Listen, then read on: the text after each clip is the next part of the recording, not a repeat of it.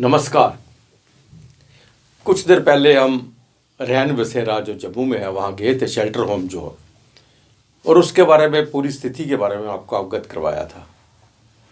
वहाँ किस तरह से लोग रह रहे हैं, वो किस तरह से एक एनजीओ उसको चला रहा है।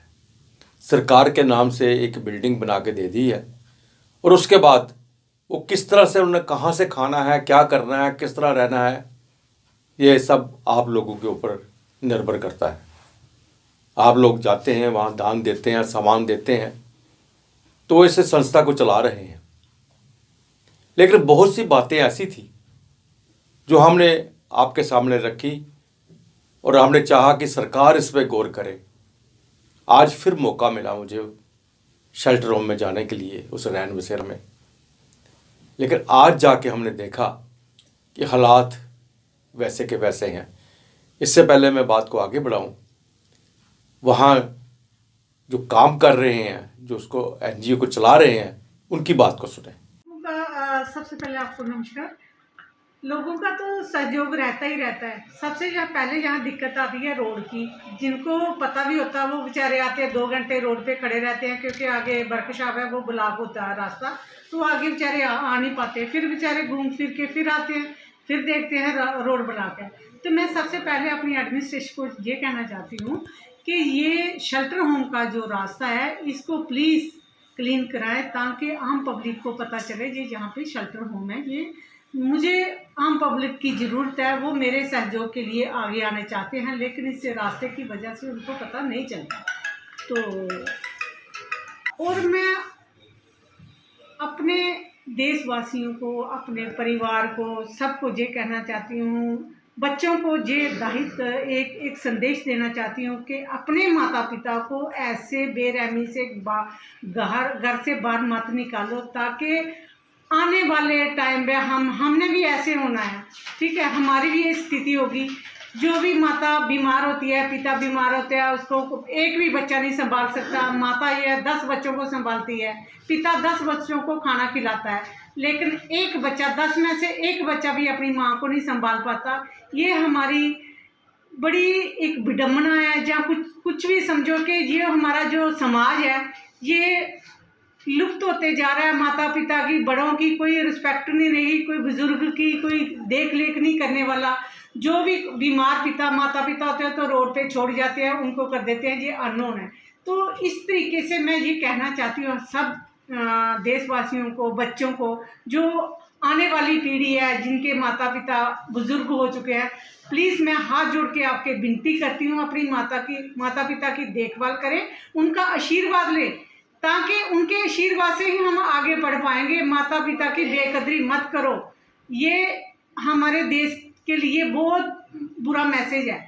तो इतनी बात ही मैं कहती हूँ। दूसरी बात है कि ये शेल्टर होम के लिए बहुत सारी चीज़ों की ज़रूरत है। जो मेरे भाई बंधु यहाँ आना चाहते हैं, प्लीज़ वो यहाँ पे आएँ और नीड देख के किस चीज़ की ज़रूरत है, उसी हिसाब से वो हमारी ज़रूरत को पूरा करें, ताकि ये परिवार जो मेरा परिवार है, आप सबका परिवार है, घर से तो निकाल दिया, लेकिन हमने इनको अपने परिवार की तरह संभाला हुआ है, संजोया हुआ है। हमने साफ लफ्जों में कहा था कि जम्मू में दानियों की कमी नहीं है, दान देने वालों की कमी नहीं है, लेकिन वहां तक पहुंचना कैसे है, हमने उस वक्त ही बताया था कि बहु फोर्ट की तरफ जाते हुए जब बाईं तरफ मुड़ते हैं तो उस बाजार में, उस गली में एक रैन बसेरा है, शेल्टर होम है उन लोगों को जिन्हें लोग सड़कों पर फेंक देते हैं, सर्दी गर्मी में मरने के लिए फेंक देते हैं, और ये वहाँ से उनको उठा के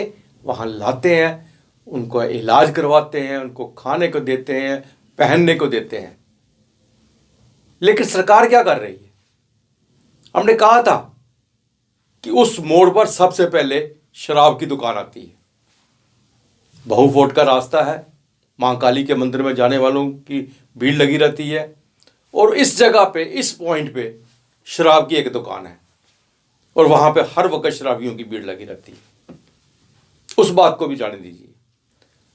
दानी पुरुष गाड़ी लेके वहां पे दान करना चाहते हैं, लेकिन रास्ता में देखो वर्कशॉप्स खुली हुई हैं, सारी की सारी पूरी रोड पे ऊपर वर्कशॉप्स है, और वहाँ पे जितनी भी गाड़ियाँ सड़क पे खड़ी की हुई हैं और वहीं पे उनकी मरम्मत की जा रही है। कैसे कोई जाएगा, कैसे कोई पहुँचेगा वहाँ पे, कैसे उनकी सेवा कर पाएगा? परेशान है वो, कोई मदद तो मिल नहीं रही। लेकिन ये तो मामूली बात है, ट्रैफिक पुलिस के लिए भी मामूली बात है, प्रशासन के लिए भी मामूली बात है कि उस रास्ते को साफ किया जाए, लोगों को कहा जाए कि रास्ता छोड़ दो, अगर कोई आ रहा है तो उन्हें आने दो। वहाँ तो लड़ाई के झगड़े की बात नौबत आ जाती है। और उसके बाद वहाँ अंदर जिस तरह से संस्था चला रहे हैं, हम इनको मुबारकबाद देते हैं। लेकिन फिर भी मैं फिर ये कहना चाहता हूँ प्रशासन को कि कुछ तो सोचो। इससे पहले भी हमने स्टोरी की थी, वहीं की वहीं रही। अब इन्हीं की जुबानी सुनिए। लेडीज आई थी, उसके घर वाले ने उसको वहाँ से असम से थी, उसके घर वाले ने उसको घर से निकाल दिया था। तो वो बेचारी 7 दिन से रोड पे थी। तो एक एनजीओ अनमोल है, वो लेके यहाँ पे आए। तो रात के 12 बजे उन्होंने मेरे को फ़ोन किया। मैंने उनको बोला बच्चों को साथ लेके उनको आ जाओ। फिर उन्होंने वेरीफाई किया, उसके पति को यहाँ से भी मतलब उसको पूछताछ करके ट्रेस किया, पुलिस के हवाले किया। फिर वो वहाँ से वो बच्चे लेने वो आया। तो कल वो बच्चे उनके हैंडओवर कर दिए। मैं ये कहती हूँ जो लड़के भी हैं वो भी कुछ गलत दिशा में जा रहे हैं, जैसे शादी कर लेते हैं, एक को लेके दूसरी को के पास चले जाते हैं। तो बच्चों को हिरासमेंट होते हैं। बच्चे ये कल का भविष्य है। तो बच्चों के लिए प्लीज़ ऐसी माताओं को बाहर मत निकालें जो बच्चे लेके बाहर घूमती हैं। तो प्लीज़ मैं इतना ही कहना चाहती हूँ, अपने माता पिता की देखभाल करें और रैन बसेरा में आएँ और इन परिवार के साथ, अपने परिवार के जो भी अपना सेलिब्रेट करना है, त्यौहार करना है, जहाँ कुछ अपने घर का कुछ देना लेना है, तो इनके साथ आके सेलिब्रेट करें ताकि इनको भी खुशी मिले। हमने पूरी कोशिश करते हैं हमने ताकि ज़्यादा से ज़्यादा लोगों तक इन वीडियो को पहुंचा सकें। इससे अलावा भी सोशल मीडिया में जहाँ भी हमें ज़रूरत पड़ती है हम बोलते हैं। अगर कोई हमारे दानी सज्जन पुरुष मिलते हैं, दोस्त मित्र मिलते हैं, तब उनको भी यही कहते हैं कि कृपा करके अपने बच्चों के जन्मदिन पे जो बड़े बड़े होटलों में पैसा बर्बाद करते हो, अपनी एनिवर्सरियों पे जो बड़े बड़े होटलों में पैसा बर्बाद करते हो, इनके मुंह में भी कोई नवाला डाल दो। इनकी आशीषें आपको बहुत लगेगी, आपका जीवन सुधर जाएगा। और प्रशासन से मैं एक बार फिर दरख्वास्त करता हूँ, इस चीज़ का खास ख्याल रखें कि वो रास्ता और शराब की दुकान वहाँ से हटनी चाहिए और रास्ता साफ होना चाहिए। कॉरपोरेशन को कम से कम इस बात को सोचना चाहिए, ट्रैफिक पुलिस को इस बात को सोचना चाहिए। और सबसे बड़ी बात यह है कि वहाँ जो बुजुर्ग स्त्री पुरुष रह रहे हैं, बीमार हैं, जो उनमें से 99% जो है बाहर की स्टेट के हैं, उनके बच्चे हैं। और बच्चे बूढ़े माँ बाप को रेलवे स्टेशन पे जाते हैं, चढ़ा देते हैं गाड़ी पे, गाड़ी जम्मू आती है, नीचे उतरते हैं बेचारे, कहीं कहीं बटक बुटक के पड़े रहते हैं, ठुठरते रहते हैं रात की अंधेरी सर्दी में। तब जाके इनको पता चलता है, कोई बताता है तो रैन बसेरा से जाके उनको रेस्क्यू किया जाता है और वहाँ लाया जाता है। माँ बाप की इज्जत करना सीखो। अच्छे कपड़े पहन लेने से, बड़ी गाड़ी में जाने से, बड़े होटल में खाने से आपका प्रभाव नहीं बढ़ेगा।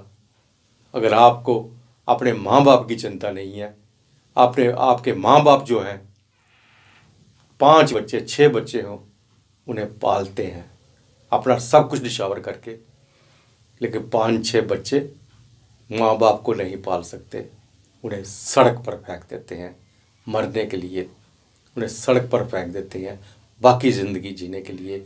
लेकिन शुक्र करो भगवान का, ऐसी संस्थाएं हैं जो इनको पढ़ाती हैं, अपने पास रखती हैं और इनकी सेवा करती है।